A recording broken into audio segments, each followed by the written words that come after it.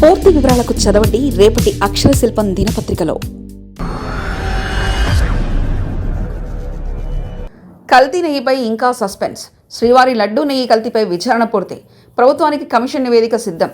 క్షేత్రస్థాయిలో లోపాలను గుర్తించిన ఏకసభ్య కమిషన్ 30న తుది రిపోర్టు సమర్పించే అవకాశం.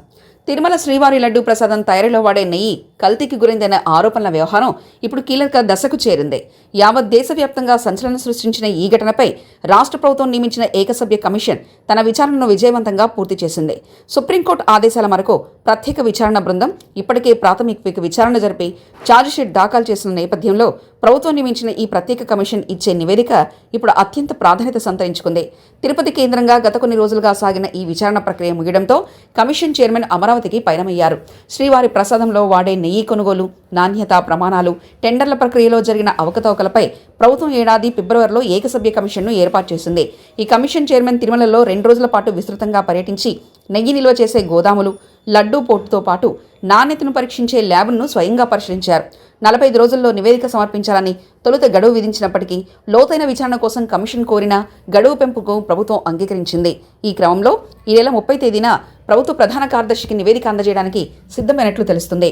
నెయ్యి కొనుగోలుకు సంబంధించి టెండర్ నిబంధనలు ఏ విధంగా సడలించారు, తక్కువ ధరకే నెయ్యి సరఫరా చేయడానికి ముందుకొచ్చిన సంస్థల విశ్వసనీయత ఏమిటి అనే కోణంలో కమిషన్ కీలక ఆధారాలు సేకరించింది.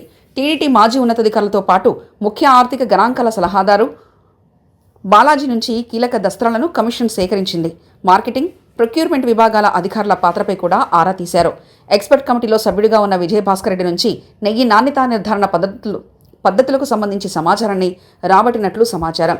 పాలక మండలి తీసుకున్న నిర్ణయాలు చట్టబద్ధంగా ఉన్నాయా లేక ఒత్తిళ్లకు తలొగ్గి నిబంధనలు పక్కన పెట్టారా అనే అంశంపై కమిషన్ దృష్టి సారించింది. విచారణ సమయంలో కమిషన్ పలు దిగ్భ్రాంతికరమైన విషయాలను గుర్తించినట్లు బోగట్ట.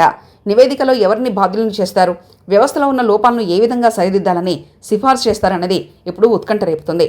గతంలో నెయ్యి సరఫరా చేసిన కాంట్రాక్టు వివరాలతో పాటు నాణ్యత లోపించినట్లుగా తెలిసినా మౌనంగా ఉన్న అధికారులపై కమిషన్ కఠినమైన చర్యలకు ప్రతిపాదించే అవకాశం కనిపిస్తుంది. పవిత్రమైన శ్రీవారి ప్రసాదం విషయంలో జరిగిన ఈ అపచారంపై ప్రస్తుతం ఎటువంటి నిర్ణయం తీసుకుంటుందోనని భక్తులు ఆసక్తిగా గమనిస్తున్నారు. కమిషన్ సమర్పించే సిఫార్సుల ఆధారంగా ప్రభుత్వం తదుపరి చర్య తీసుకునుంది. రాజకీయంగా కూడా ఈ వ్యవహారం పెనుదుమారం రేపిన నేపథ్యంలో ప్రభుత్వం ఇచ్చే నివేదికలో వాస్తవాలు బహిర్గతమైతే దోషులకు శిక్ష తప్పదని విశ్లేషకులు భావిస్తున్నారు.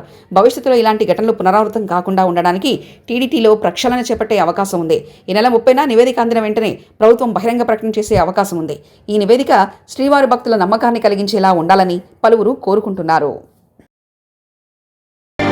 మరిన్ని కథనాల కోసం సబ్స్క్రైబ్ చేసుకోండి మీ అక్షర శిల్పం. పూర్తి వివరాలకు చదవండి రేపటి అక్షర శిల్పం దినపత్రికలో.